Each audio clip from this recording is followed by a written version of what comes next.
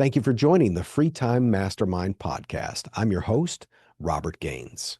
And what we're going to talk about today is getting podcast guests, particularly ones that are the best fit for your interview style podcast. We're not going to get into genre. In other words, if you're running a podcast about car mechanics, obviously you need to determine who's going to be the best fit as far as the audience is concerned. I'm going to get more into the technical. So it's both the best time to start an interview podcast and it's also the hardest. Technologically, it's gotten a lot easier. The editing software, there's even services out there that help you find guests. So some of the parts that were the least pleasant, like I really dislike the editing part. A lot of that has gotten a lot easier, creating short, potentially viral clips. So all that has gotten so much better. The quality of the lights, the quality of the cameras, the technology has gotten very good, but the competition has never been higher. And the algorithm and audiences reward you with their attention if everything is correct. As a matter of fact, the next episode you see, I probably won't be using a virtual background because there's so much data out there that people want to see a real environment. Now, that sounds strange to make that change, but I do want this channel to grow, and I want to make sure I'm doing everything I can to give this channel the best chance for growth. Let's get into this about the guests. Number one, the guest should be attractive. I don't mind taking heat for what I say on this channel because I'm just telling you the truth. And I'm not telling you what I think. People prefer to watch attractive people. If you are a member of vidIQ, which is a service that helps you make your videos better for YouTube, they've got what's hot on YouTube. It's always attractive people, either physically attractive people or, of course, charismatically attractive. So you can have internal beauty and external beauty. Some people really have both, and a lot of those people are working full-time in Hollywood. So let's talk about that for a second. When Hollywood decided to do a biopic on the ugliest president that ever lived in the U.S., they got Daniel Day-Lewis, who's a very good-looking guy. They put some makeup on him to make him not so good-looking, but they got somebody very attractive. They didn't get some troll under a bridge who also was a really good actor. If you remember what he looked like in The Last of the Mohicans, he's a good, even to this day, even though he's older, he's a good-looking guy. Why? Because people buying tickets want to look at good-looking people. Who portrayed his wife in the film Lincoln, which is the film that I'm talking about? Let's see, what was her name? Sally Field, right? Which, in my humble opinion, she was one of the most beautiful actresses of the 70s and 80s. She's still gorgeous. They didn't just depict somebody that actually looked like Lincoln's wife. They got somebody who's very attractive and very charismatic, and plus she's a heck of an actress. This is just what people prefer.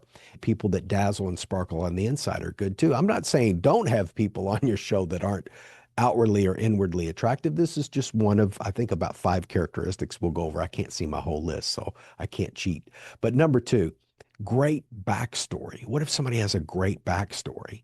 That could be overcoming an immense physical challenge. It could be just a really great adventure where they did a lot of travel and they had really unusual experiences. It might be their childhood, basically their origin story might really grip you and grab the attention. People love that. People want to get invested into really intense stories, particularly if there's a transformation, because that's what Hollywood movies do. Usually the protagonist or the antagonist will have some character arc where they change throughout. Think of Game of Thrones. Look at Jon Snow at the beginning versus the end, how his character was. Several movies. Look at that transition. People love that. And that's part of the 3-act story structure that I've talked about in other videos. Great backstory. Number 3, great storytellers. And I know you're thinking, well, wait a minute, you just said great backstory. Yeah, but having a great story and being able to tell a great story, 2 completely different things.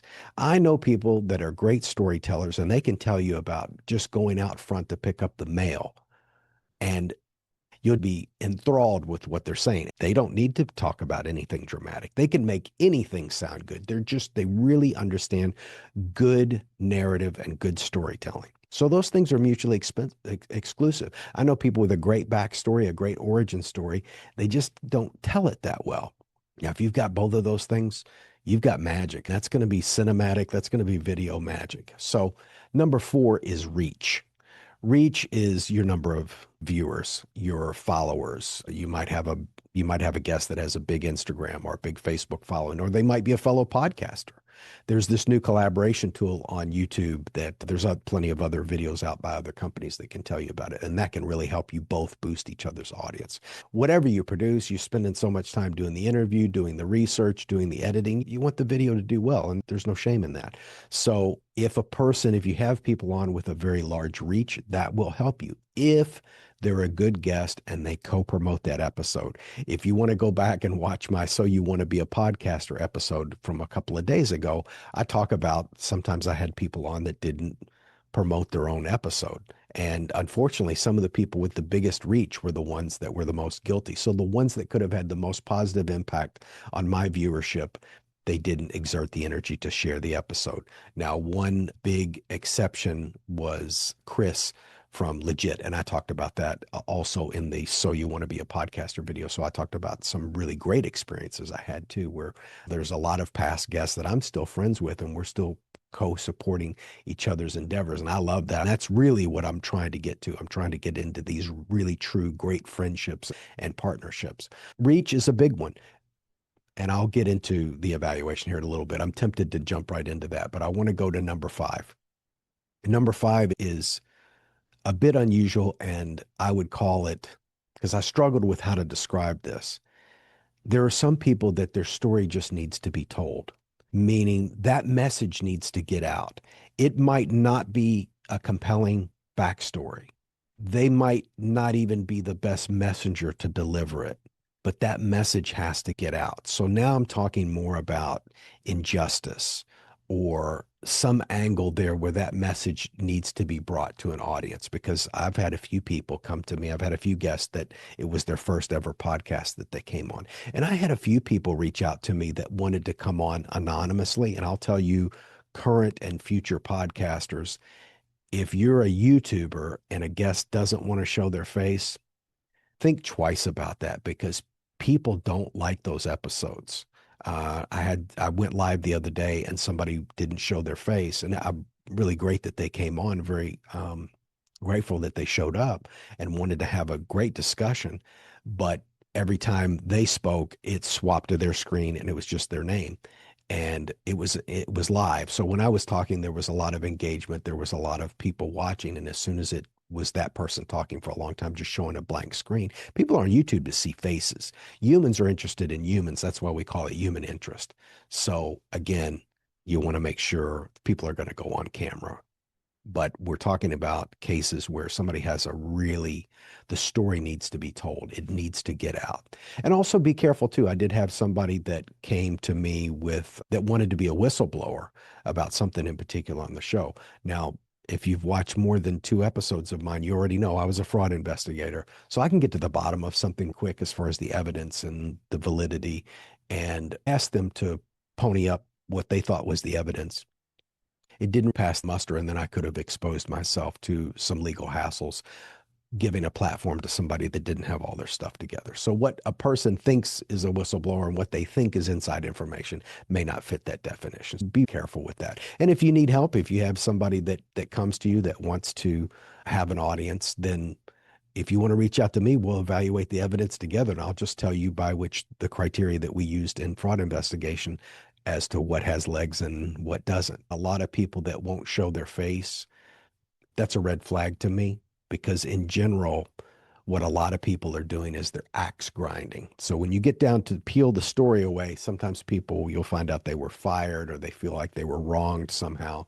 And then they just want to tear down another organization or a person using your platform, exposing you to the legal hassle. So again, if they don't show up on camera, it's negative consequences to them, and then it all falls on you. Be careful about that. But some stories do need to be heard, and some stories do need to get into the world, and you can shine a light on that. That's a great part about a podcaster. You can do it to do some really amazing things. Now, I wanted to give you one episode that I felt like checked all of those boxes, and I hope she doesn't get embarrassed by me bringing her up. But Mick Lafferty came on the show, and I apologize, I don't have the name of the episode. You'll have to fish through my previous episodes to see which one. But she hit them all. Beautiful on the inside and out, Great backstory. She's a great storyteller. When she turned her camera on and within a few words, I thought I just knew it was going to be a great episode because she just exudes this warmth and she was engaging and it was perfect. I had to cut that episode way back because I think we went for, I don't know, almost 90 minutes, maybe an hour and 20 minutes. Amazing lady, amazing story, and the story needed to be heard. And thank you to you in the audience. The watchers out there also responded to it very positively. I think it's second or third most popular episode out there. And it's a cautionary tale for artists too. So that's part of that whole story needs to be told because it involves the legal system a little bit, which I'm personally fascinated in. So if you need help on any of that, reach out to me. I was just on the phone earlier with a friend of mine who's an artist who's about to start a new project, and they're somewhat unsure of themselves on this project. I'm like, you got to do it. You got to get your art out there into the world. And same thing with the podcasting. If you're on the fence, you've got to do it. I've made some amazing people, and some of those relationships have continued after they sat with me, which I think that's the real magic. Those are the things that are incredible. And we've had people tell some great stories, and I'm very privileged to be a part of that. Now let's look at how do you evaluate each. So first, external appearance. In this age of social media, you can see pretty quickly their profile photo and their social media to tell whether they're outwardly attractive, if that's a deciding factor for you. You've got to realize that some people feel very comfortable using a profile photo from 10 years ago. Some of my photos, even myself, are not 10 years ago, but probably 10 pounds ago. I like to tell on myself, as you can tell, but I'm trying to keep myself honest. So attractive on the inside, that's a little tougher. If they've done past interviews, that's a great place to look. If they're YouTubers, if they've got other social media. I like to research my guests. I think it makes the interviews obviously so much better because I'm in the business space. So it makes a lot of sense to have their story. I'm not one of those ones that has them come on camera and say, tell us about your background. I usually know the background and I'll say a lot of it myself and then they riff off of that and then we go through the questions. Number two, which was great backstory. You can do a pre-interview with them. If they don't have a large social media presence, which that can be tough sometimes. If there's not much out there on this person, it's really going to be hard to evaluate whether they're going to be a good guest or not. And you don't have to say yes to everybody. I just want to break and go down a rabbit hole just for a second about this. It's going to be a lot better on you. Depends on your situation. But I would say it's a lot better for you to stack your interviews close together. So shoot, shoot, shoot, and then edit, edit, edit. You're going to be much more effective if you're sticking to one activity instead of changing between tasks, unless you've got a partner or a friend or a contractor that's going to handle some other aspect of it. In general, stack your interviews. And that way, if you got a bad one, that's okay. You're going to have a few good ones behind it. One bad interview stretched out, it can be a lot more painful. So anyway, you can evaluate people through a pre-interview, 15 minutes face to face. I've had people come to the pre-interview looking like $1,000,000 inside their very nice home using all of their very nice equipment. And then it came time for the interview and they're shooting at a noisy train station off of their iPhone. And it looks like they've been crashing on their friend's couch for the last 2 days. You don't have any control over that. Just do your best. And some of those episodes, still the content was great because they had those other aspects. Not every episode is going to be golden. And the more episodes you shoot, the less you get panicked about one. I try to make every one of them the best I can, but you've got to roll with the punches. And if you're doing enough of them, the quality will continue to go up. So number three, how can you tell if they're a great storyteller? Only if you see a previous video of them, a previous interview, or you do a pre-interview. And that pre-interview can happen a week before or prior to them actually booking the full time to sit down and talk to you. So that's up to you. I use Calendly and I can do bookings. I'm not doing pre-interviews anymore. I'm finding it easier to get guests if I don't do that part, but I do vet people and I research them a little bit more ahead of time. And I tend to not interview people that don't have any internet presence at all, where I can't do some evaluation unless the story needs to get out. So I do take my own advice on this. Number four, reach. That's easy. You look them up online, how many Instagram followers, how many Facebook, how many. It's more helpful if you're trying to grow yourself on the platform that they're dominant on. So right now, my main thing is growing my LinkedIn and growing YouTube. I really don't care what happens to Facebook. I can only boost so many platforms at a time. So if somebody's really big on LinkedIn, that's going to help me. That's going to help them. If somebody's really big on YouTube, that's also great. But I'm willing to have somebody on that's has no friends on Facebook, no friend, as long as some of these other, and they don't have to have all five. I mean, if they got two of the five, you're good. If somebody's got three of the five, and then if you can find McLafferty, if you want somebody that has it all, she has it all. She's got great equipment. She's got great lights. Just, it's everything. She's an amazing lady. Number five, what about the story needing to be heard? You can find that in their bio. You might be able to find it on Facebook is a little bit more intimate, but if they have a LinkedIn, sometimes the information is there. You can do the pre-interview and just suss out if the story is there. I've had a few people that I did the pre-interview or I talked to, and then they weren't a good fit. So I tried to find the most delicate and respectful way to disinvite them from the show. I haven't had to do that very often because usually I'm the one doing the outreach. So I know ahead of time whether they are podcast material or not. And in all of the recording, like I said during the video, So You Want to Be a Podcaster, there's only one episode that didn't air because it was so bad. Somebody misrepresented their background, but you can watch that episode if you want the dirt on that. Reach out to me if you have any questions about anything. I'm going to be putting more links in these past videos now that I'm been shooting every day, I think for 2 weeks now. And I'm going to keep shooting every day, at least in the foreseeable future. So reach out. I mean, of course, I'm obligated to say subscribe, comment, share it if you think this is interesting.